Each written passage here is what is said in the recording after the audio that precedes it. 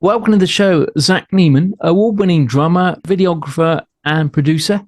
You are, it's said, a mix of the entertainment industry meeting Silicon Valley, with credits and working partnerships with the likes of Confunction, our very own Skyler Jett, Gangster Brown, Lester Chambers of the Chambers Brothers, and numerous Grammy Award-winning and multi-platinum Hall of Fame artists. It's fantastic to have you on the show with us.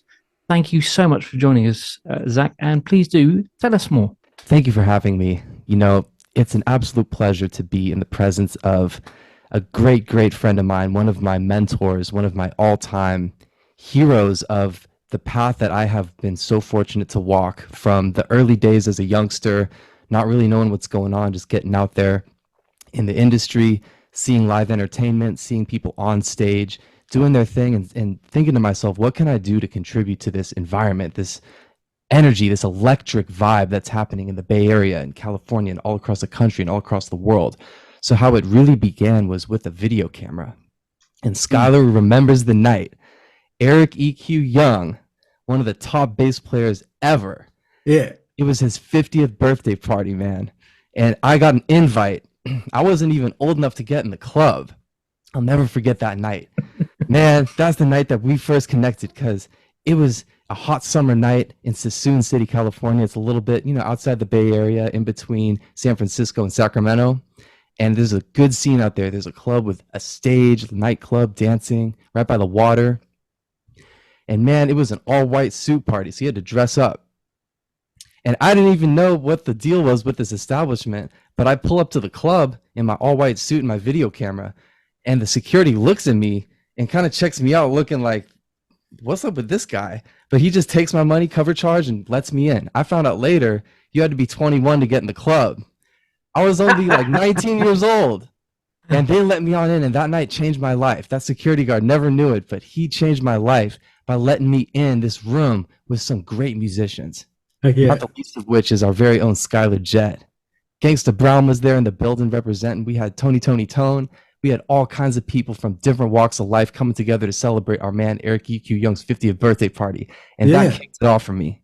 That was a great night, man. It was a great night for Eric, man. Now, wait a minute. Hold on. So you got this new thing you got to tell everybody about. That bio features on IMDb, which is a database of movies, actors, celebrities, etc.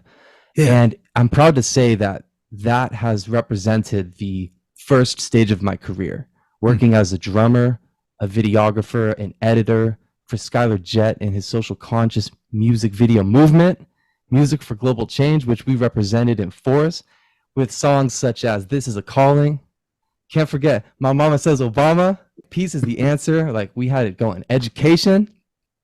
So that's where it started for me was, as a drummer, I wasn't on the level to get on stage and tour the world with some of the greatest acts in R&B, funk, old school, etc., you name it. But I was around these people because I had something to offer, which was my time with this video camera, going back home with the footage and editing these videos and putting them out there on the YouTube, Facebook, internet, inner sphere of music creation and creators in the earlier days of YouTube. This was before being a YouTuber was popular. So what we did was we got ourselves behind the camera, we created this content, and we released it to the world, and people started sharing it on Facebook at the time. So one thing led to another, and being a drummer, I found myself recording some albums, with myself, with some friends of mine. Skyler knows Mike Paradiso from Soul Pacific, which is one of the songs that we're very proud to say was Grammy nominated. And during that time, we encountered an issue that all kinds of people around the world have, which is if you find yourself in a typical bedroom and you have this great song that you want to record, if you have the right microphones and the equipment and the passion and the drive and the talent and the computer and the software, your room is going to make it sound like you're in a bedroom because sound's bouncing all over the place on the walls, everything. Yeah. So what we did was something that many people have done, which is you put together a little homebrew recording setup with some PVC pipes and some moving blankets. And we made a little vocal booth to record this project that we had, Soul Pacific. And that was the beginning of this idea of, if we can use this booth and it sounds that good, maybe there are other people who can use this booth too. So how can we get it to them? And that led to the beginning of a process to create what is today Snap Studio, which is a Okay. best-selling portable vocal booth for musicians, voiceover artists, and all kinds of creative individuals who have everything and the talent, and they just need a little bit of that edge to bump them over, to Right. give them the confidence they need to record anything, anywhere, anytime. And that's how you can do it today. That's why studios is giving up. Because Man, you can make shoot. some quality sound right there at home. Nobody's asking where did you record it, right? If it sounds good, yeah. I used to do these because I'm old, I'm 300 years old, man. But when they had cassettes and stuff like that, I was singing on all these cassettes, man. And Reel to reel. this guy goes, "Hey, man, I want to buy it," and I'm like, "But it's not a record yet. It's just a demo." He said, "Yeah, but it sounds good to me, right?" So the average person that don't play music or record it, they don't know. They just like it, right? And bless them for that. They can buy your creation. You know what I mean? But this is a really cool thing you came up with, man. I love it because I did a song with Michael Bolton's musical director, and I sang all the parts in his closet back then. Wow! Right? And that song's on a huge compilation all over the world right now. Wow! You know what I mean? Yeah, I had to get it done. So for you to give these people an opportunity to have maybe in the corner. So is it pretty easy to assemble? Yeah, it's very easy to assemble. So one of the things we worked on is understanding that people of different walks of life with varying degrees of mechanical capabilities are going to be putting this thing together. So we didn't want to make it overly complicated. So we designed it and tested it on some friends of mine and filmed them putting it together and studied where did they get stuck. And we determined that if you have a very simple setup of a base, some vertical columns to support it, and then a roof with some little bands that sustain the pad so it doesn't fall down on your head, then that's all it takes. Clip on the sides, the little sound walls with very heavy duty material, and you've got yourself a vocal booth. Wow. And you put that in your bedroom, like in a corner, right? And it cuts the sound off of the room sound, right? Yeah. It's totally different thing and more intimate and all that kind of stuff. But it's brilliant, man. So how's it going? You know what? It's going great, man. It's very cool to be involved with the creative process that, to me, it resembles being an artist, because when you have a song in your head and you start writing it, you got to put the beat together. You got to decide like who's going to sing it. You're going to sing it. You're going to have background singers. What's the arrangement going to be? What kind of instrumentation are you going to have in this track? Now, with a physical product, it's similar. What kind of materials are you going to use? What's the color? Right? What are the details? What are the stitching? What's the accessories? What's the packaging? What's the packaging inside of the packaging? Like, what kind of materials are you using there? So it's like, when you're working on a tune and you have all the little knobs on your compressors and your EQs, it's just like that. It's just a different medium. So that's the beauty of it, is that I get to continue to be a creative individual and to express myself creatively. But, I still got the drums, I'm still rocking out. And I just have to give a major shout out to Dylan Chambers and the Midnight Transit, which I play drums in. We have an album coming out January 26th. And it is this man right here, Skyler Jett. Skyler is responsible for creating this. He's the man who hooked us up. You know who we're talking about? We're talking about a major, major hitter, Lester Chambers of the Chambers Brothers. His son, Dylan, another rock and roll musician extraordinaire, touring all over the place these days with all kinds of different people, including Moon Atlas and your boy. So we're out there rocking and rolling too. January 26th, Born to Rock, everywhere. All I did was connect you guys, and you took it from there. Tom, what you got? Well, I just want to talk a little bit more about Snap Studio, if we can. Certainly. Just regards to, first of all, where did the idea stem from? Was it just purely your own desire to record something in your bedroom? Obviously, you mentioned you kind of started off by grabbing a video camera and starting to film. Was it a kind of thinking, actually, people need to be able to do this, and why not do it at home? Did it explode in lockdown is another question, because obviously during lockdown, a lot more things have obviously been recorded over Zoom, and Skyler's done tracks himself over Zoom and stuff like that. Was that an additional element to the success you've had with it? Very much so. Excellent question. So to answer your first question, the beginning of this idea stemmed from, as they say, necessity is the mother of invention. So during the time when I was more directly engaged with producing an album and recording vocals and various instruments, this was the time during which we needed an answer to the acoustics question, which is to say that unless we go to a studio, we have what we have, which is some good equipment, we can play, we're talented, and we need some type of production to enable us to record and capture the vocals, the drums, the guitars, and everything that we had to record at the time without sacrificing quality. Yeah. And that's when you really face the issue of, well, unless you go to a studio or build your own studio, you need to address this. So we did it in the simplest possible way, which is, as mentioned, using PVC pipes and moving blankets. That's where it started. So we produced it for our own use. And actually, the company was not pursued until more than 5 years later. Okay. So there was a very long period of time during which we were just focused on music and filming and everything related to that.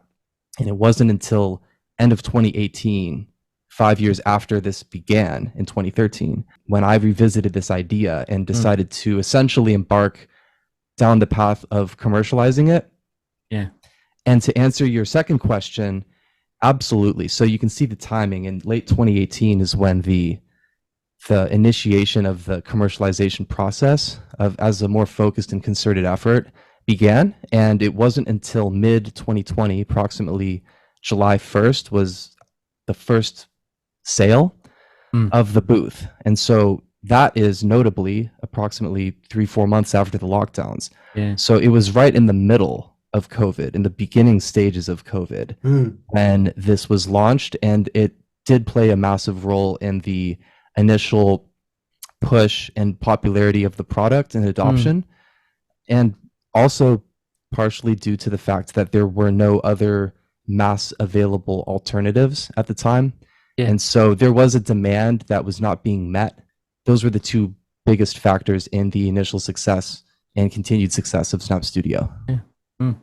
Wow. And so have you been writing? You know what, Skyler, what's wild is that, you know, my good friend Michael Paradiso from Soul Pacific, he was always my go-to when it comes to writing. I was never really interested in writing. It never really, I tried a few times.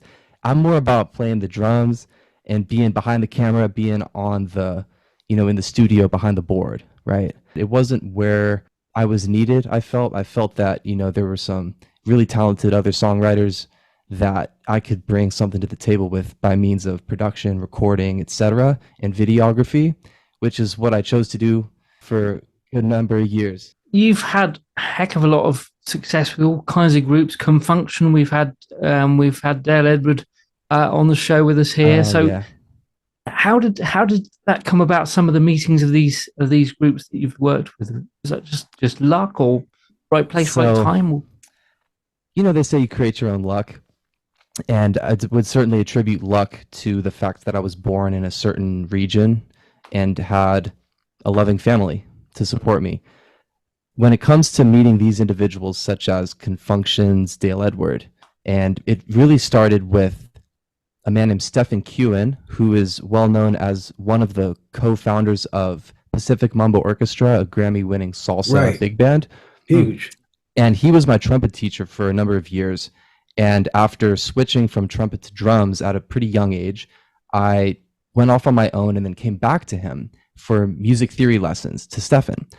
And it was at that time when he said, you know what, I want to introduce you to someone I know, and he's a cool guy. Maybe he can give you some drum lessons. And this was none other than Bryant Collier of Confunction fame. And he's got some Grammys with everyone from Santana and Layla Hathaway. So Brian Collier, another big shout out. Brian Collier, as the very well tenured drummer of Confunction, had numerous opportunities to come and film some bigger concerts. And that's what led to the first big show at the Concord Pavilion with Alexander O'Neill and Sherelle. And Eric E.Q. Young and the rest of Confunction was the backing band that day. And man, were they good. And those videos and that recording is still up on the internet for everyone to enjoy. And it was shortly after that Eric had his birthday party. And man, I just took it upon myself to put my white suit on and pull up. Yeah. Well, I'm sure I'm glad I got there to meet you, man, because I was doing those videos together, right, for a cause. Yeah.